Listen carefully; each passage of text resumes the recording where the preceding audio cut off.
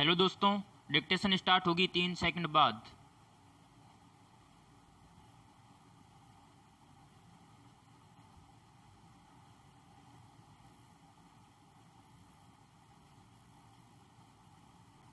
Start. सभापति महोदय, लोकपाल विधेयक शीघ्र ही संसद में लाया जाएगा। सरकार इस विधेयक के प्रारूप के बारे में विरोधी दलों और संबद्ध एजेंसियों से विस्तार से बातचीत कर रही है। मैं मंत्री महोदय की इस घोषणा का भी स्वागत करता हूं, जो उन्होंने दल बदल विरोधी कानून पर आयोजित एक विचार गोष्ठी में की। मंत्री महोदय ने कहा कि सरकार प्रजातांत्रिक सिद्धांतों को हर कीमत पर मजबूत बनाने के लिए प्रतिबद्ध है। नई सरकार जब बनी तो उसने इस दिशा में सबसे पहला कदम दल बदल विरोधी कानून बनाकर उठाया। जैसा कि आप सब जानते हैं, दल बदल हमारी राजनीति में कोड बन गया है। इससे न तो सत्तारूढ़ दल और न ही विरोधी दल अछूते रहे हैं। मतदाताओं को भी दल बदल के द्वारा समय समय पर धोखा दिया जाता रहा है। लोग जीतते किसी एक दल के माध्यम से हैं, लेकिन बाद में अपनी स्वार्थ पूर्ति के लिए या किन्हीं अन्य कारणों से दूसरे दल में चले जाते हैं। मतदाता लाचार सा यह सब देखता रहता है, लेकिन कुछ भी नहीं कर सकता। दल बदल विरोधी कानून लाकर सरकार पूरी कोशिश करेगी कि लोकतंत्र को साफ सुथरा, स्वस्थ एवं मजबूत बनाया जाए। पैराग्राफ। सबसे पहले मैं यह स्पष्ट करना चाहता हूं कि कानून किसी भी तरह से राजनीतिक स्वार्थ पूर्ति के लिए नहीं है। इसका राजनीतिक लाभ नहीं उठाया जाएगा। कुछ लोगों में इस बारे में आज भी संशय है, लेकिन मैं चाहता हूं कि वह अपने मन से संशय को हटा लें। हो सकता है कि इस कानून में कुछ कमियां रह गई हों। इन कमियों को आपस में विचार विमर्श द्वारा अथवा सम्मेलन बुलाकर दूर की जा सकती है, जो इस दिशा में बहुत ही सहायक साबित हो सकता है। यह खुशी की बात है कि आज सत्तारूढ़ दल और विरोधी दल सभी यह चाहते हैं कि दल बदल विरोधी कानून पूरी तरह से प्रभावी बने और इसका निष्ठा से पालन हो। एक अन्य सदस्य ने कुछ दिन पूर्व सदन में इस संबंध में जो विचार व्यक्त किए थे, वे भी विचारणीय हैं।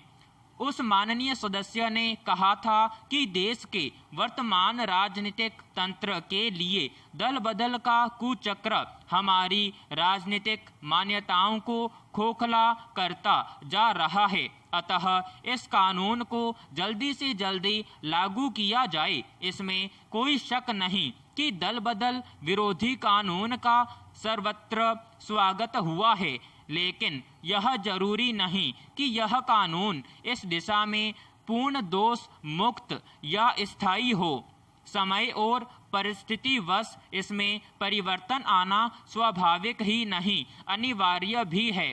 कभी कोई चीज स्थायी नहीं रहती। अतः मेरा सरकार से अनुरोध है कि इस संबंध में एक सम्मेलन का आयोजन करें, जो इस पर विचार करें कि इस कानून को किस ढंग से अधिकाधिक प्रभावी बनाया जा सकता है। इस कानून के बारे में बुद्धिजीवियों, विधिवेताओं और अन्य राजनीतिज्ञों के विचार क्या हैं, इसका विवेचन भी सम्मेलन में किया जाए। इस विचार गोष्ठी की एक रिपोर्ट भी सरकार को विचारार्थ भेजी जाए। पैराग्राफ।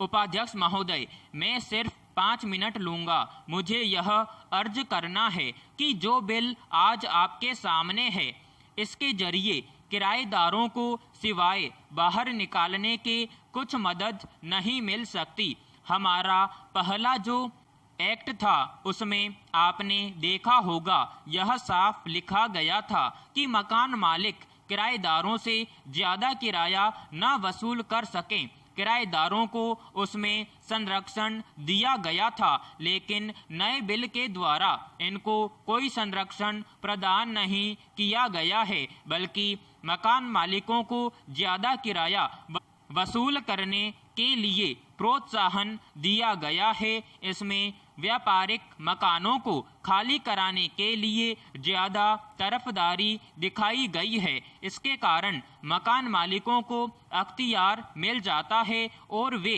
किराएदार को कानूनी शिकंजे में आसानी से फंसा सकते हैं। कई कारोबार मौसमी होते हैं, कोई 6 महीने का ही होता है और केवल 3 महीने का ही होता है, जैसे कोल्ड स्टोरेज का कारोबार है, या आइसक्रीम का कारोबार है, या सोडा वाटर का कारोबार है। और उस कारोबार पर निर्भर रहने वाले लोग अपनी 3 या 6 महीने की आमदनी से ही साल भर अपना काम चलाते हैं और रोटी खाते हैं। लेकिन अपने कारोबार के सिलसिले में अगर कोई आदमी 4 महीने अपनी दुकान बंद रखता है तो आपके इस बिल के हिसाब से उसका निकाला हो जाना चाहिए, तो ऐसे लोग अपने कारोबार से चले जाएंगे।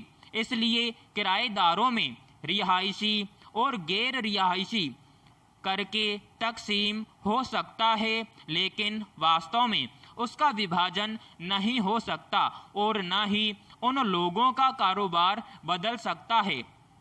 अगर ऐसा किया गया तो इससे लोगों की आमदनी पर असर पड़ेगा और नतीजे के तौर पर रोजगार भी नहीं बढ़ सकता। पैराग्राफ आपने इसमें यह भी कहा है कि अगर किसी मकसद के लिए मकान किराए पर लिया गया है और किराएदार उस मकसद को बदलता है तो उसका घर निकाला होना चाहिए।